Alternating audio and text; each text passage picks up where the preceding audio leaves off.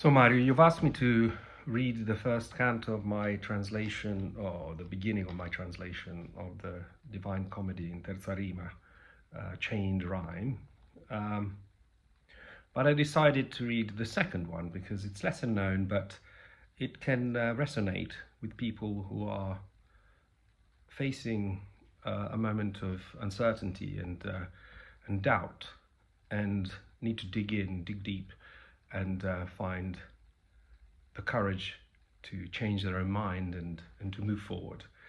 So this canto is where Dante, who's just met Virgil, is questioning whether and why he should be worthy of going to see the underworld while still alive.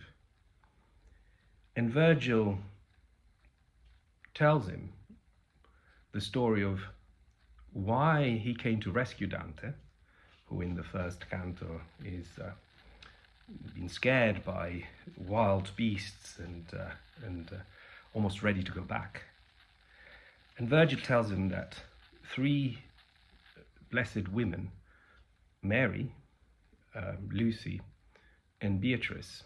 Beatrice was Dante's love, or Platonic love, the subject of much of his poetry and perhaps one of the drivers of the writing of the Divine Comedy.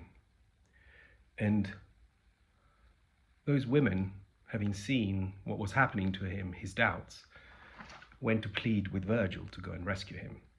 And that's why Dante now has to find the courage to move forward. So let's start.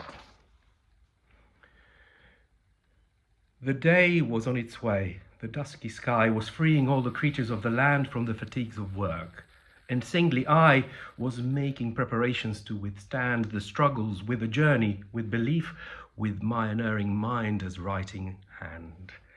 O Muse, O mighty wit, grant me relief, O memory, track record of experience. Here you shall prove your worth. This is your brief. So I began. O poet, for my guidance, assess my virtue, whether it is potent enough for you to trust I'll go the distance. You tell of Silvius' story, that his parent, while still in flesh and blood, immortal sight had visited, and did so fully sentient. The fact that evil's enemy was quite so kind to him, considering the effect of who and what would rise to such great height, would not upset a man of intellect, for he of sacred Rome and its empire was in the Empyrean made father elect. To tell the truth, that capital, that power, became established as the holy seat for science of the Peter we admire.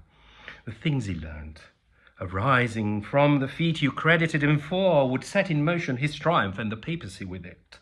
The chosen one went to the same location, but later, to bring comfort to that creed which is the initial step towards salvation. But I, why should I go? Who has agreed? I'm not Aeneas, neither am I Paul. Not I, not others think I should proceed. If I resolve to press on after all, the foolishness of it is surely daunting. You're wise, I can't decide. You make the call, like one who now one wants what he'd been wanting, where new emotions make him change his mind so that he's utterly deterred from starting. I hesitated on that dark incline by thinking what the journey might demand after a start so thoroughly unkind.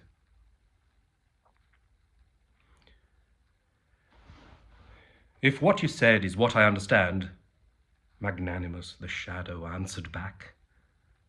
Inside you, fear has got the upper hand. It's fear that makes one feel under attack, so much as to discourage their good mission, as when the dark fakes monsters on the track.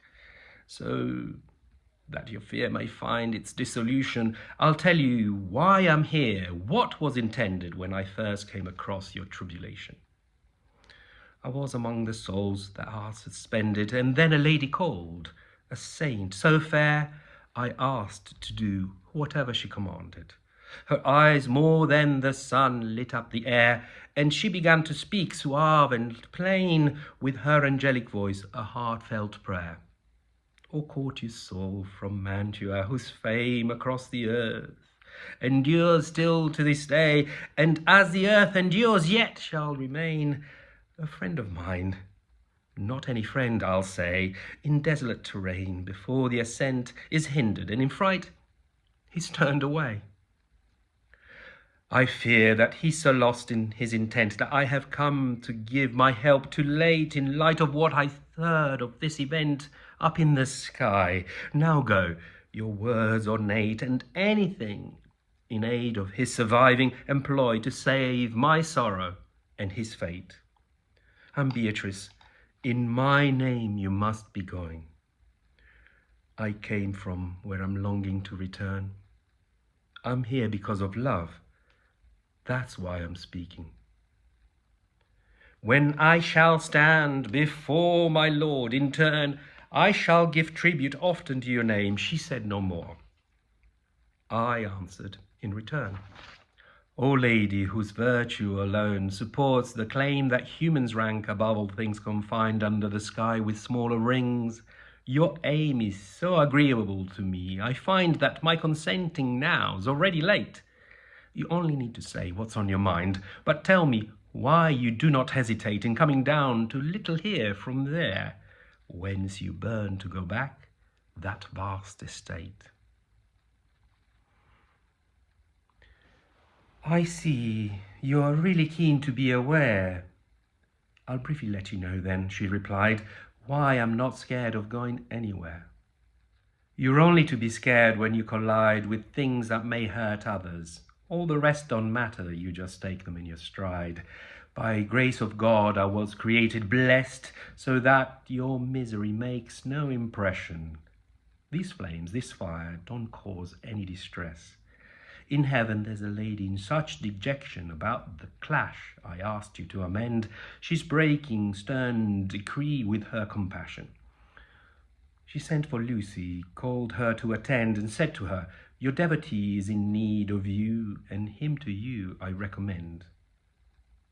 And Lucy, a fiendish person's fiend indeed, took leave and came to find me there where I was sat with ancient Rachel, so to plead. O Beatrice, very pride of God, oh why are you not helping him who loved you so, that base pursuits for you he did deny? Can you not hear how desperate's his woe, nor see him fighting death on jagged water, a river that the sea can't claim to know? No person on this earth was ever faster in seeking gain or running from affliction than I, in hearing of so grave a matter, when I came down from heavenly position, confiding in the honesty of your speaking, which honours you and who's heard your conversation. At that, having completed her explaining, she turned, her eyes aglow, tear after tear, and that increased the hurry of my coming.